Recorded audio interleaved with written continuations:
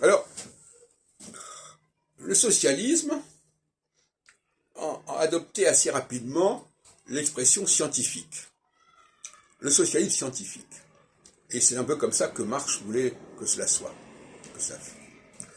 Et je suis assez d'accord sur l'utilisation du mot scientifique dans le domaine des sciences sociales, sciences politiques, sciences religieuses, sciences juridiques, etc. Ça veut dire qu'on est à la recherche d'une objectivité, quelque chose qui est là, qu'on ne peut pas nier, on ne peut pas nier l'existence. Et moi, en ce qui me concerne, je suis assez favorable à la notion d'astrologie scientifique, ou de cyclologie scientifique. Le terme scientifique ayant été utilisé il y a à peu près un siècle et demi, dans le milieu astrologique français, et il y avait des ouvrages qui s'appelaient l'astrologie scientifique, notamment avec Paul Chouinard, ancien élève de l'école polytechnique, qui signait Paul Flambard, etc. Donc, il faut comprendre nous avons besoin d'une référence scientifique. On ne peut pas se contenter. Alors, l'expérience scientifique, que j'appelle moi scientifique, c'est dans le cadre d'une théologie que j'ai développée tout à l'heure, à savoir quelque chose qui tient compte de ce qu'on appelle la science.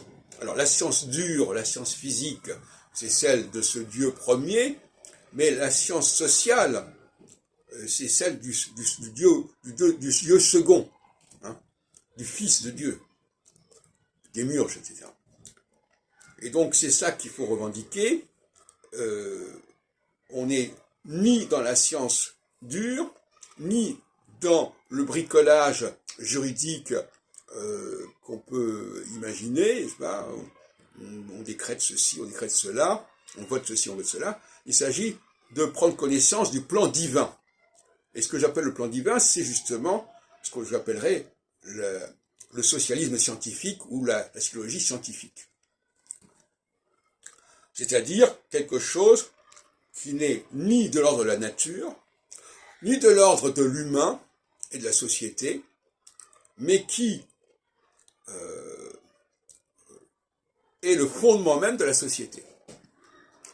Parce que ce que la société peut dire, c'est une chose, mais ce qui la fonde, c'est autre chose. Et le rôle des leaders, des véritables leaders, c'est de permettre à la société d'exister, de provoquer des rassemblements autour d'eux. Et là, on a un paradoxe, à savoir qu'une société ne peut se constituer qu'autour de quelqu'un qui n'en fait pas partie. De la même façon que, par exemple, le système solaire est constitué de planètes qui ne sont pas de même nature que le Soleil, qui est une étoile.